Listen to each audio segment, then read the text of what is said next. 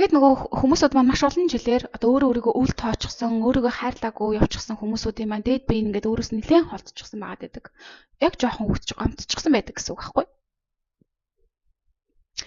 Жоохон хөвгтөд яадаг тоохгүй байхлаар, шүүмжлээд байхлаар, муухай харцаад байхаар хүндлэхгүй байгаад байхаар нөгөө хөвгт маань бүр л холдоод байдаг шүү дээ. Хаагтаал байдаг, чимээгүй болоод байдаг. Тийм дотгошоо ороод бүр зожигдөө болчдөг.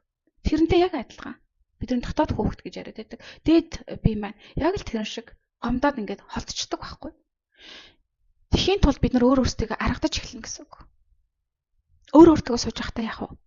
Өөрөөсөө уучлахгүй гэсэн үг. Өдийг хүртэл би чамайг сонсоогүй, тийм ээ? Би өөртөө таалагдах гэж амьдрах гэж хичээгээгүй, бусдад таалагдах гэж хин нэгэн хүний өөрөөсөө өөр хүний дөр үсгэж өөрийнхөө хийхгүй хүсэхгүй байсан зүйлүүдээ хийж юус намайг уучлаарай.